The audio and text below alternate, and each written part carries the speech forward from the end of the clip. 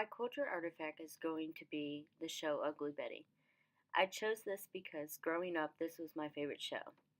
I also chose it because she is a strong, independent Latina woman actress. Suarez?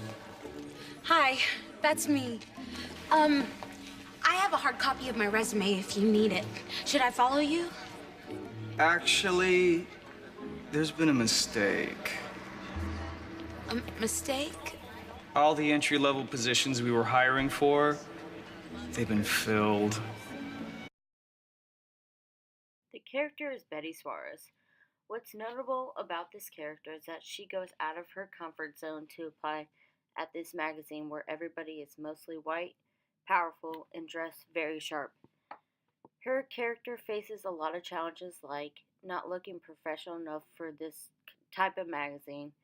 She would wear crazy patterns, while the other people would wear very stylish clothing that match all together. Betty feels like quitting her job because she doesn't fit in. It resolves by her not taking any nonsense. She also embraces who she is and puts herself out there.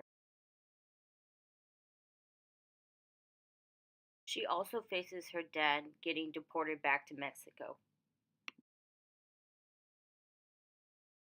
How does gender/sex play a role in the dynamics between characters? When you think of a magazine or any type of business, you would think a man would be in charge. But what I like about this show is that it has different types of women and um, it has three women in charge and one man.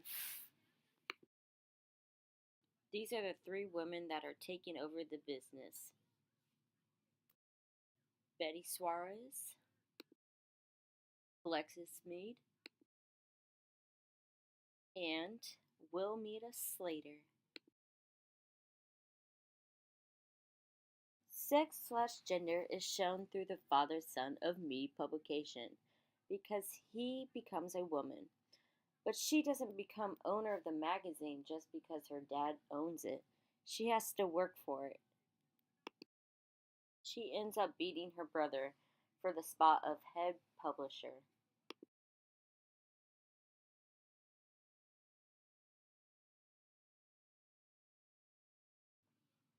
This show challenges sex/gender roles and stereotypes by having a Latina, transgender woman, and a black woman in charge instead of all these men in charge.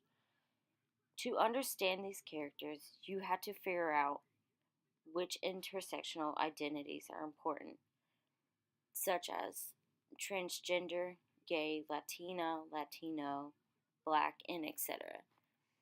All these portray in this show, and that's exactly why I like this show because it portrays every kind of person and it doesn't leave any type of person out.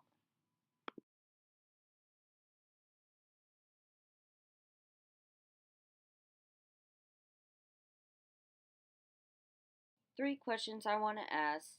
First one is, how can we take women more seriously in the workplace?